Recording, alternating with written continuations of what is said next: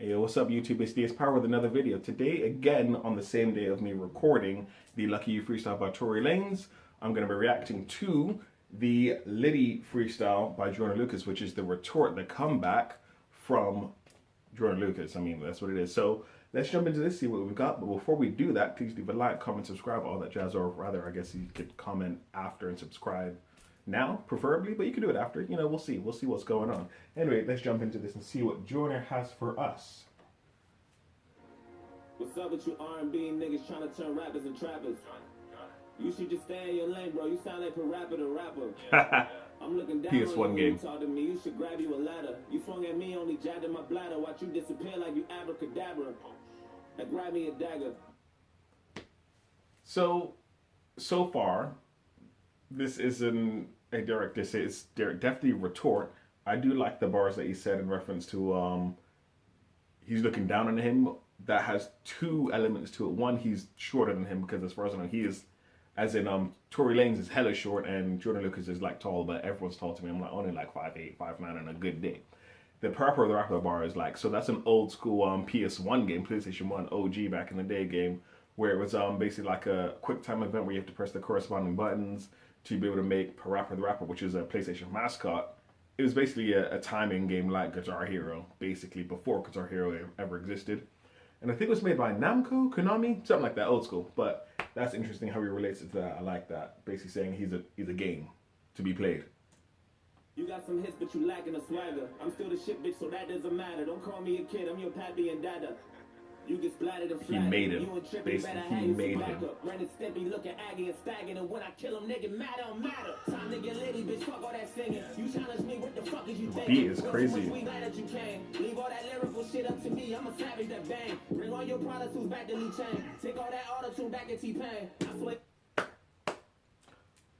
So, one, he hasn't named Tory Lanez yet, but he has said that he's not as lyrical, so leave it, as in Tory Lanez is not as lyrical, so leave it to Joyner. And what was that last bar? What was that last bar that you just said? Sorry, let's go back. All that lyrical shit up to me, I'm a savage that bang. Bring all your products who's back to Lee Chain. Take all that auto-tune back at T-Pain. Give the auto-tune back to T-Pain. So, whilst not the originator of auto-tune, T-Pain made auto-tune really big in like the early to mid 2000s. Like, he is the pioneer, I guess would probably be a better word to say, of that. So I'm assuming, as I said in the last video, I don't really know Tory Lanez. Tory Lanez does a lot of auto-tune. Let's jump.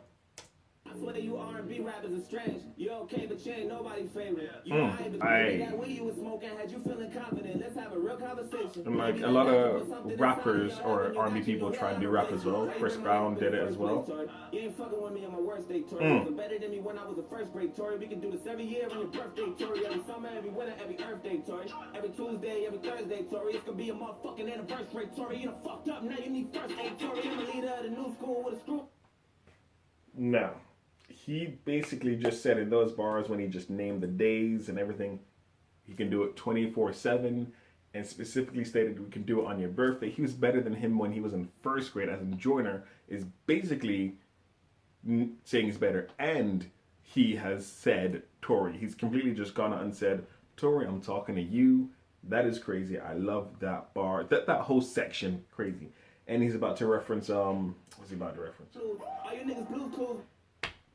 Blue's Clues. That's crazy. That's crazy. Let's go back a little bit. Let's rewind that a little bit.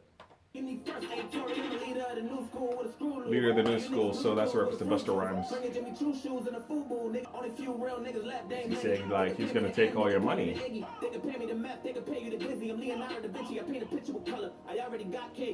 Sorry to stop again, but he just said they compare him to meth as in Method Man, or it could be another reference for as in he's like crystal meth, like he's highly addictive and all that jazz. But he just said he compares him to Disney, i.e. he's for the kids, he's for the children. Ugh. These bars are just so much better. Like, and they're directed, but again, it depends on what the first song was really meant to be. Let's go. Now I need a butler. We already got Drake and we don't need another. I don't really got space, but I'ma eat your supper. No! You know Joyner got a higher flow. So Drake is a rapper and an R&B person.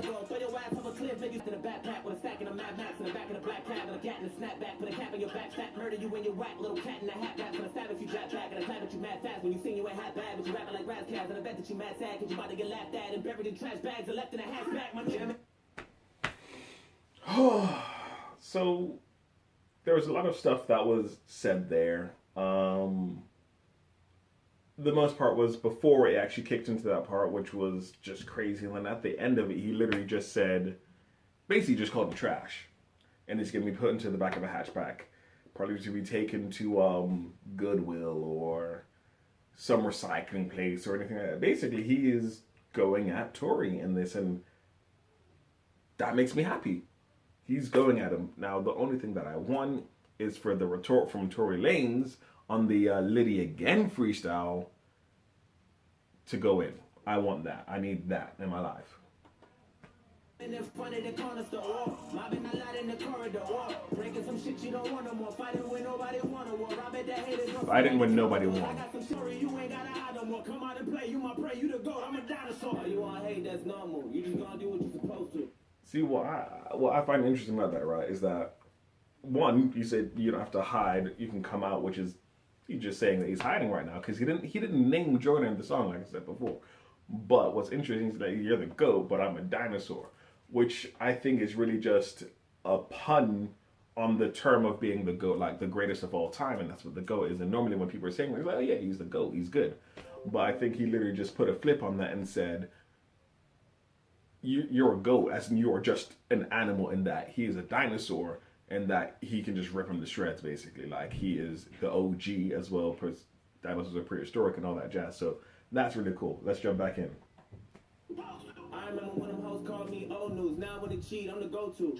Word on the streets, Sorry, why all your songs always sound like a rerun, nigga? I just want my motherfucking refund, nigga. Funny looking ass, go and eat something, nigga. I ain't never had to get my fucking teeth done, nigga. When I kill you, I ain't...